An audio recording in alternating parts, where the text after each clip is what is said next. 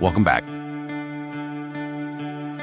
Today I want to do an episode it might be for you, it might be for a friend, it might be for somebody that you pass by every day. This episode's for everyone out there struggling. Right now, there are people everywhere quietly struggling.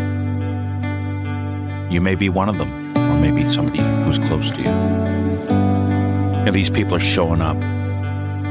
They're functioning. And they're putting a smile on their face when they need to.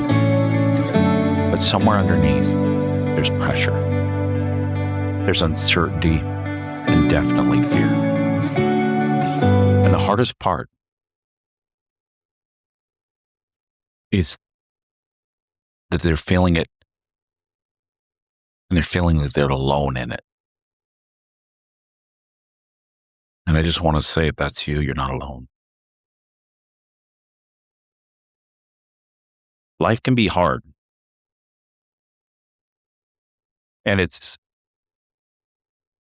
been there, so I have compassion. When people show up in my space having a tough day, I'm instantly 100% there. Because I know I can't take away your pain, but maybe I can make sure you don't feel alone when you're in pain, when you're in my presence. I saw this guy talking on social media recently.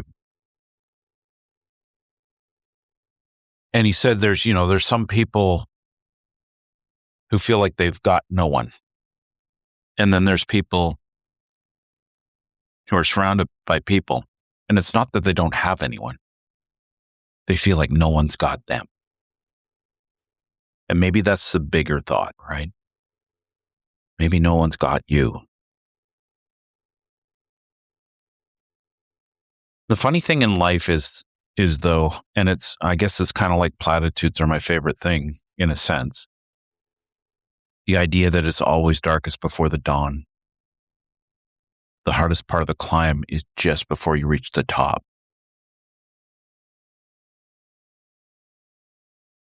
This is a truth that when it's getting really hard, it's not a sign that you're failing. It's a sign that whatever you're up to is really important and you're trying and you're not giving up. Because if you're struggling, you're still in the game. So try to remember that. Now, my last episode, I dropped this in too, because this really affected me recently. Had a lot of stuff going on this year. It started getting really tough, and I hadn't been present to life being really tough for a very long time. And it was funny because, I always talk about how what you focus on expands. And this is why I really work on focusing things that are effective, that move me forward, that I can learn, focus on how I can make a difference in the world. But the brain's a really interesting thing because if it finds a way to hook you into a negative path, it'll start seeing negative in every area. And that's where I was looking at every part of my life. For instance, the fact that, I'm turning 59 this year, so I'm almost 60, which means there's far more time behind me than there is ahead of me. And I have a mission. I have a why in life. I want to make a difference. And I started feeling the weight of the lack of time to get this done. Physically, I wasn't doing well in my running journey. I was slow. I was in pain. It was hard. My thought process was hard. I started wondering if my impact was even hitting anyone or changing anything out there. And with me, it's funny. The one thing that really gets to me is quotes. And maybe I should share, I've shared this in other episodes, but why do quotes get me so much? There was a point in my life when I was really, really unhealthy and trying to come back. And I realized I needed to focus on good things every day. So I was doing incredibly intensive hot yoga classes every day. I was doing a 30-day challenge. So I found a quote for every single day. And in the morning, I would read that quote aloud. And that started shifting my brain into a positive place. So like I said, I was going through a lot of tough stuff. So I decided, I guess I was kind of thinking that it was just going to keep on spiraling down. And then one day I heard this quote, and it said, just before you level up, just before you move to the next level, just before basically everything gets better, it gets really hard. And I thought about that for a second, and I realized it'd been a long time since it was really hard for me. And I started looking back at every time in my life when it was really, really hard. And that was always just before something really great happened. Like I had a new insight in life. I overcame something big. And I started getting excited because it hadn't been this hard in a long time. And I realized that means something really big was coming. And it shifted everything. And it's funny, the shift in me wasn't like a big, powerful, like dancing energy or anything insane. It was this calmness swept over me.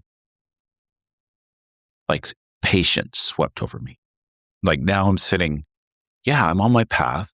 And it's going to take as long as it's going to take. But I really understand that whatever you're going through right now, it's going to take as long as it's going to take. But the truth is, it won't take one moment more. You can guarantee that whatever you're going through right now is going to take as long as it's going to take, but not a single moment more. And for me, that's comforting.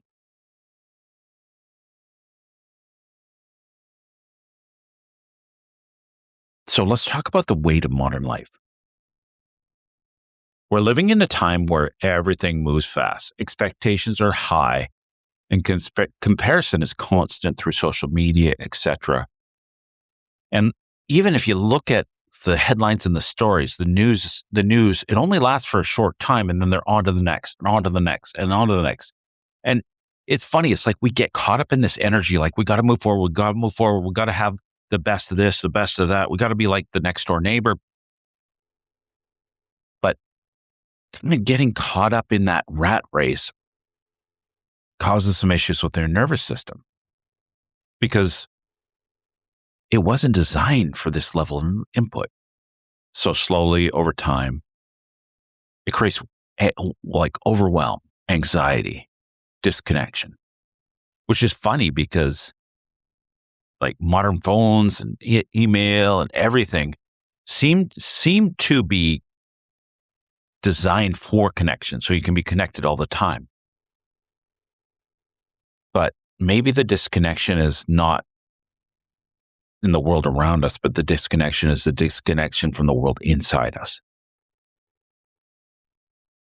And if you're feeling this way right now, there's the truth. You are not failing. You're just overloaded. You just have too much.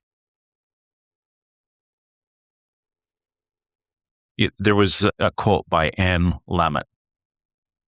Almost everything will work again if you unplug it for a few minutes, including you. So maybe the first takeaway in this is the idea that maybe we need to unplug a little bit. Stop scrolling. Connect. Go for a walk. Get away from the external connection and focus on internal connection. It's interesting. I used to live like almost half a block from work. So I'd get up in the morning and I'd hustle to work and I'd get it set up and I'd go. And we did this for quite a few years. We were so close. And I've always, like a lot of my life, I've had a chaotic mind. And there was always storms.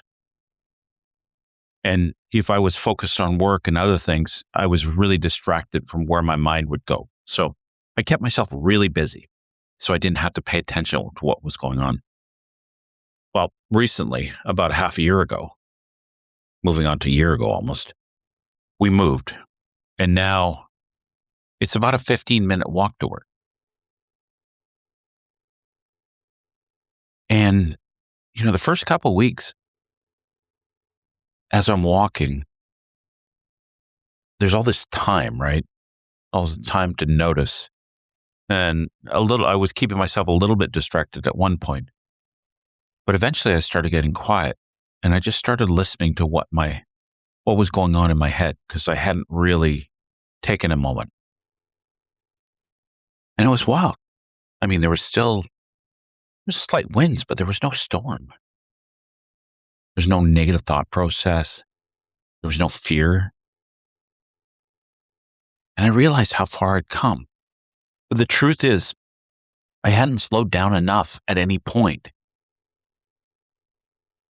to really connect internally, to see how far I'd come. So maybe that's a takeaway too on this one. Maybe you could slow down, disconnect, and just pay attention to your thoughts and see where it's at. Pretty much meditation, but we don't have to get into something organized to become present, to become mindful. So let's talk about control, because that's the next thing. Most of your stress comes from trying to control things you cannot. You're trying to control the future, other people, outcomes.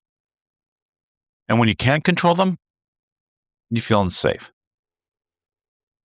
Yeah, think about that, hey? Because we actually can't control anything outside ourselves. And a lot of time we can't even control that internal dialogue. We can't control it. It's going to keep on going. It's going to find a way. The only thing we can control, in a sense, is what we make it mean. If we connect with it, if we support it, or call this podcast called Your Inner Advocate. So that negative internal dialogue, your inner advocate is the positive voice that says that you consciously and purposefully set when the negative internal dialogue says something you don't agree with, you purposely say that's not true. You don't just automatically agree with it and say that's me and that's true. No, your inner advocate that you're building says, no, that's not true. I am this. And when your negative internal dialogue says you can't do this, you purposefully engage your internal advocate and say, I'm going to try, or yes, I can, or I got this.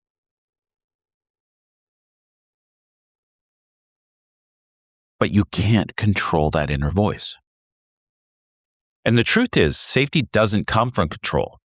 It actually comes from trust. And the truth is that the storm, inside or outside, you can't calm the storm. You got to stop trying. But you can calm yourself. You can reassure yourself. You can breathe. You can disconnect. You can.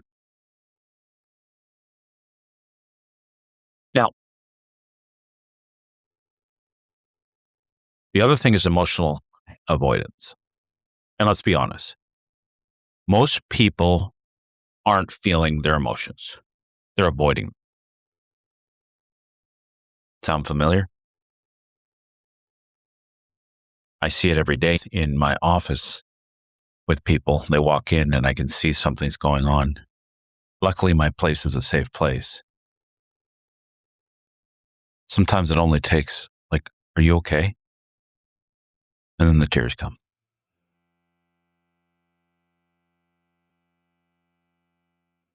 See, I believe you have to feel what you feel when you're feeling it. And you honestly have to feel your way completely through it. Because freedom will only be found in feeling. And I've told so many people that. And now that doesn't mean you have to feel it all the time. Because you can, I've done this before in my past when I was full of like sadness or anger or whatever. I imagined like a safety valve. And when I was in situations that weren't appropriate to express that kind of stuff, I'd shut it off. But then I'd find a moment somewhere where I was safe and alone in nature, and I'd slowly crank it open as much as I felt comfortable. Sometimes I'd crank it wide open and let it all out. These are things you can do, but what so many people are doing, and I am guilty of this a lot, but working on it. Scrolling is a way to, just scrolling through your phone is a way to distract yourself from what you really feel. Working. Yeah, I work a lot. Distracting yourself, numbing yourself. But you know what? Unfortunately, avoiding, like not feeling what you're feeling, it's got a cost. Because the truth is, the thing that you avoid, it doesn't disappear, it builds. I remember when I was doing some counseling and they kind of woke me up to this idea that the more I suppress it, the more it builds up and eventually it's going to blow out. And it could come out in really destructive ways. Robert Frost said, the only way through is through. And it sounds pretty accurate, doesn't it? Yeah, you can't go around. You can't go over. You can't avoid. You got to find your way through. Now, this is really important, okay? If it's a lot, it's good to get some guidance. If you can't afford to get guidance, a trusted friend. There's crisis lines. There's a lot of places you can take this. But you got to start. The journey of 1,000 miles begins with a single step.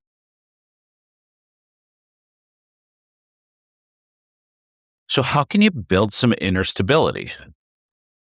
You know, you're living this life where the external world is unpredictable, and it's true. But the internal world, through developing your own inner advocate, it's trainable. You can't stop the negative internal dialogue, but you can learn to disagree with it, to not take it on, to argue with it. But let's talk about how can we train it? And there's some simple practices. So when I was younger, I did this 10-day silent meditation retreat called Vipassana. And the whole thing about Vipassana was trying to create some space before reaction. Because they said, as human beings, something happens, a sensation arises within you, you react, and you just like sensation, reaction, and we're just a big reactivity machine. And through the meditation, they were trying to create this space called equanimity or non-reactiveness. So if you can practice when you're conscious, when you have a moment, and like, this is not like an all or nothing thing. This is like, if you can stop your reaction for 2 seconds, that's a win. And if you can, like 1 out of 10 times to start. If you can pause before reacting. So understand, a sensation arising with you, like sadness, like fear, anger, all that. The sensation arising is not the reaction. The reaction is when you take that sensation, you make it mean something, and you do something outwardly. Now, I'm not saying you have to suppress your sadness, but if you could, when somebody says something and then anger arises in you, if you could stop and take a breath before you react to it, it might be helpful. Because after you take a breath and not react, you might go, maybe I misunderstood. What did you mean by that? And maybe that's the pathway that you're looking for. Think about one of the ways you can deal with your inner self is breathing intentionally, belly breaths, diaphragmatic breath. And as an internal advocate, speak to yourself differently. Encourage yourself. When you don't think you can do it, say you got this. Because the truth is you don't need to control everything. You just need to control your response, your reaction. You need to control your intentional internal dialogue. Viktor Frankl said, between stimulus and response, there is a space. And if you can work on increasing that space, then your life will become better. So one of the greatest things you can work on is called small wins philosophy. Because when your life feels overwhelming, all you need to do is shrink the game. And you don't have to shrink it forever, just for now. Win the moment. Just getting out of bed when you're tired is a win. Just going for a walk. It doesn't have to be a long walk. Once around the block. There was a time when I was so depressed, so out of shape. And one day I just forced myself to walk a block.